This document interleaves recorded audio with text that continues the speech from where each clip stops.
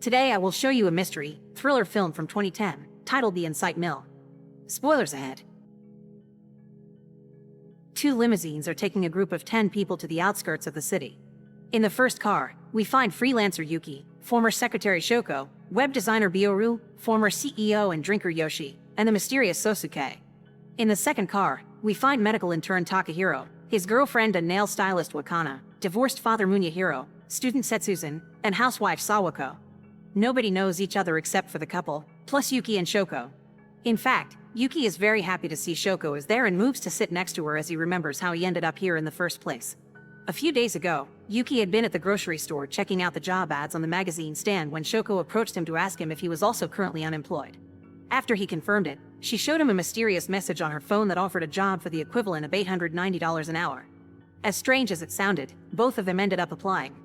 Some hours later, they arrive at the building of the Interactium Foundation experiment, and a voice on the car speakers reminds them that they will spend 7 days there to gather psychological data while being monitored by cameras 24 hours a day.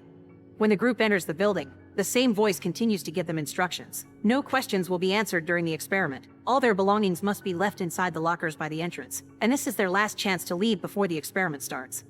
The whole group accepts to keep going and goes downstairs to the living area located underground. As soon as they enter the room, the door is locked behind them, officially starting day 1. They find themselves in a dining room with a clock on the wall that counts how many hours of the experiment are left, a mysterious number under it that keeps going up, a map of the facility, a table with a meal ready, and a set of figurines in the middle of it. They're 10 little Indians, like Agatha Christie's story. These figurines are 5 men and 5 women, matching the participants. While the group has lunch and introduces themselves, one of the figurines begins talking. It welcomes them to the Paranoia house and introduces everyone to Guard, their assistant. Guard is a floating robot that does odd jobs and will protect them, and right now, it begins projecting the rules on the wall as the figurine explains them. Everyone must stay in their rooms after 10 p.m. If Guard finds them outside, they'll be eliminated. If a crime occurs, they must solve it. The one person conducting the investigation will be the detective, and once a solution is proposed, everyone must vote on it. If the majority agrees, the criminal will be put in prison by Guard. The experiment ends in 7 days or when only 2 people remain. The group is weirded out by these rules and all the mention of crimes. Yuki points out they just need to live normally for 7 days, but Nishino thinks there may be a psychopath among them. Still not wanting everyone to panic, Yuki requests everyone should agree not to harm each other, but nobody looks very willing to accept the deal until Ando cuts in to back him up and remind everyone that this is an exercise to build trust among strangers. The figurine talks one last time to tell them about the card keys to their rooms on the wall and declares their free time begins now. Fuchi and Bioru begin by washing the dishes, and by watching Bioru's clothing, Fuchi can guess she's hiding scars under her sleeves and she's got a child. Before Bioru can deny or confirm it, they're interrupted by Nishino, who accuses Fuchi of being the principal that appeared on the news for behaving inappropriately with a student at her nursery school. Fuchi denies this and Nishino apologizes, but Bioru is clearly uncomfortable now. Meanwhile, Maki is approached by Osako, who offers him a deal. In the case of trouble, he and Tachibana will always vote for each other, so they already have an advantage. Osako wants Maki to join their team, and Maki says he'll think about it. Once again, Nishino interrupts the conversation, claiming Ando looks a lot like the serial killer from Nara and Iwai is too similar to the Aoyama Street attacker, but nobody takes him seriously. After looking around and finding a bloodstain on a wall, Ando goes to the rec room to have a drink. Yuki approaches him to thank him for backing him up and, guessing Ando is an alcoholic, he stops him from drinking by giving him the tips that his own father, who was a former addict, used to manage to quit. In this room, they also find a box filled with detective items and a huge collection of mystery novels. When the clock is about to hit 10 p.m., the voice from the speakers reminds them to go to their rooms.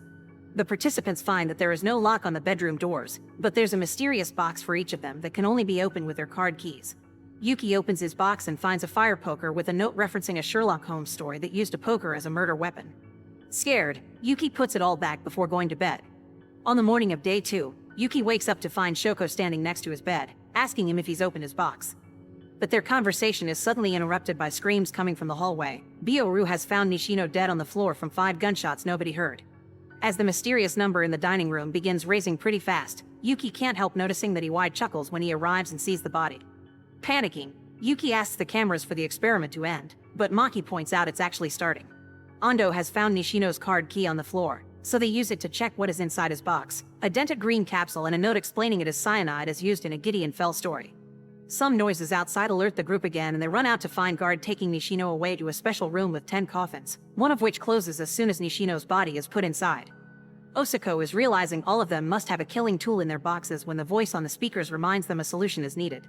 The detective, the criminal, and the corpse will all receive double pay.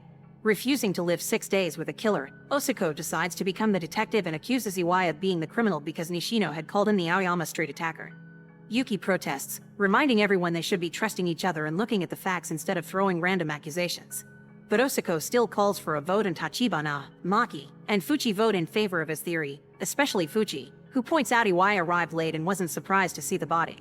Yuki, Ando, and Bioru vote against it, and because Shoko abstains from voting, Osako's team wins. This causes Guard to activate, pick up Iwai and take him to the jail room, where he's locked in after being tased.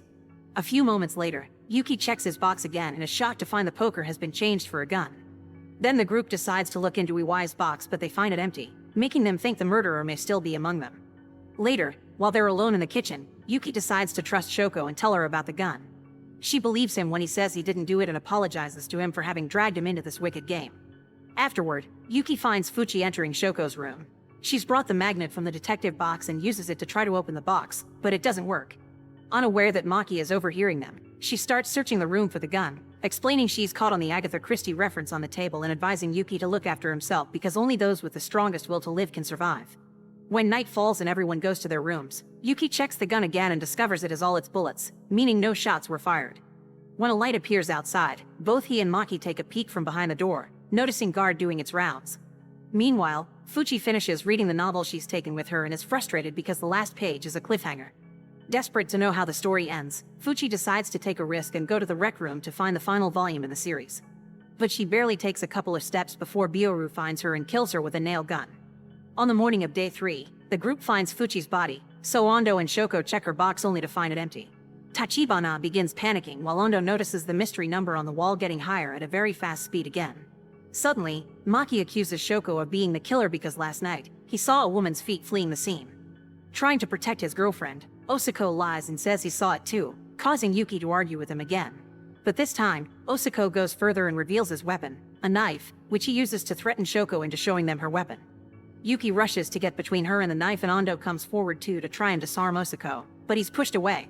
Osako finds Ando to be suspicious too, not understanding why a man his age would sign up for this job, so Ando has no choice but to confess. It turns out his son had participated and died in this experiment 6 months ago, so he came to see for himself what happens here.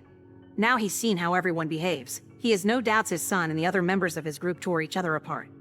This also means this isn't the first time they conduct this experiment. Later at night, Ando recruits the others to start patrolling the corridors. He's memorized Guard's patrol cycle, so they should be able to avoid it. Yuki and Shoko end up patrolling together, so she takes the chance to thank him for defending her earlier. She also tells him she's been watching him all along and that he's a coward but only because he's kind. Suddenly, Guard's alarm starts blaring, so Yuki and Shoko have to run away when they notice it changing its cycle. Once they're safely hidden in the dining room, Guard calms down and goes away. Then Bioru shows up for the shift change, but she's alone because Tachibana hasn't shown up. She's actually in the coffin room getting busy with Osako. When she remembers her shift is up, she rushes out of the room, leaving Osako alone to be crushed by the suspending ceiling. On the morning of day 4, the group finds Osako's body and quickly guess what happened when they see the blood on the ceiling, but they can't see a switch that could have activated it anywhere.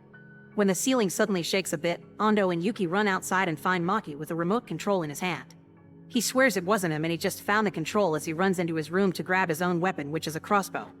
Ando dodges an arrow just in time before Yuki tries to disarm Maki, but at that moment, a grieving Tachibana shows up with an axe and kills Maki before ending things for herself too. The number in the dining room is going up even faster and it's finally revealed why. The experiment is being streamed and the number indicates the amount of viewers. The 4 remaining participants check Maki's box and find the note explaining the crossbow is a reference to a Philo Vance story, which means Maki really did find the remote control around. And since Tachibana obviously wouldn't kill her boyfriend, that means Osako's killer is still among them. Later, Bioru serves tea for everyone, and Yuki notices the scars on her wrists. Ando confesses he began drinking after he lost his son, and Bioru finally admits she has a child, so she must survive because he needs her. When night falls, Yuki goes to see Bioru in her room and asks her about the scars. She explains her parents used to beat her so when she was younger she didn't want to live, but her son changed her, and now she lives for him.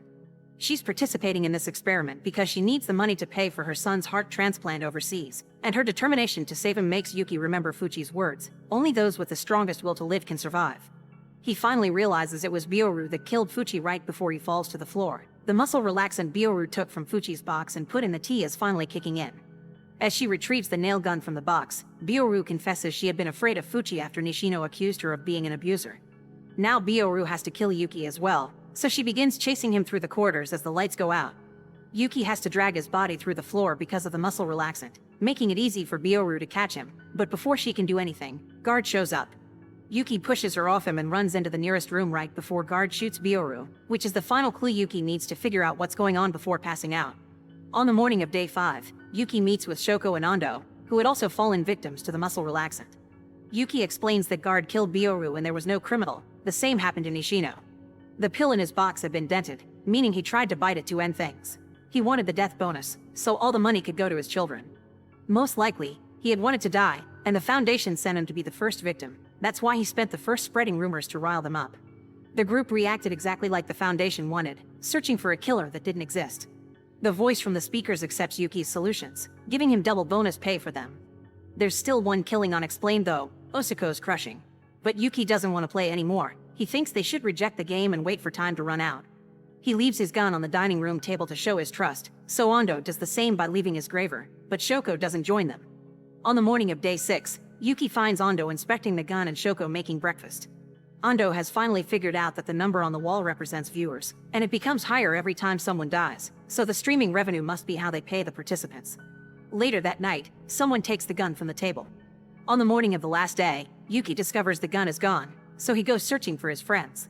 He can't find them in their bedrooms, but the most shocking discovery is finding the jail room open and empty. There are also screens inside that allow prisoners to watch every corner of the building. Then, Yuki finds a trail of blood and follows it to find a bleeding Ando inside an open coffin. Suddenly, someone attacks him from behind. It's Iwai, who escaped the jail room when the door opened on its own. He didn't kill Ando, but he admits to having killed Osako as revenge for sending him to jail. The remote control had been his weapon, so when he saw Osako alone in the coffin room on the cameras, he didn't hesitate to press the button. Then he threw the control out, and that's how Maki found it. Hearing him laugh, Yuki realizes that of all of Nishino's accusations, one had been true. Iwai is indeed the Aoyama Street attacker. Iwai begins beating Yuki up, demanding to know where the gun is, then tries to kill him with the graver. Yuki manages to push him off before running away to the dining room, where he notices there are only 5 minutes of the experiment left. Iwai quickly finds him, but before he can do anything, Shoko shows up with the gun and points it at his head. Remembering that Ando had messed with the gun, Yuki asks Shoko not to shoot, so Iwai takes advantage of the distraction to push her away and steal the gun. However, when he shoots it, the gun backfires and kills him instead. Yuki guesses Ando had altered the gun, which makes the figurine announce his pay has been doubled again and Ando also gets a bonus for being the criminal. Furious, Yuki destroys the figurine at the same time it begins announcing game over. At that moment, the doors open, and as Yuki and Shoko leave the building, Ando opens his eyes. He actually never died, he just put blood on his chest and mouth to pretend to be dead, which explains why his coffin never closed. At the building entrance, a Foundation employee is waiting for Yuki to give him the bag with all the money he won. Yuki takes it and asks Shoko to come with him, but she has a final confession to make. She works for the Foundation as well. Her job is to increase the number of viewers, which is why she let Iwai out of prison and put the gun in Yuki's box. The reason why she invited Yuki to participate is that cowards always do well in the experiment. This doesn't explain why she helped him though, and when Yuki asks her that, she refuses to answer. After Shoko leaves in a car, Ando joins Yuki and both men begin making their way home on foot. As a final act of refusing to fall under the Foundation's manipulation, Yuki throws the bag of money away. Make sure to subscribe and turn on notifications so you can watch more videos like this. Thanks for watching.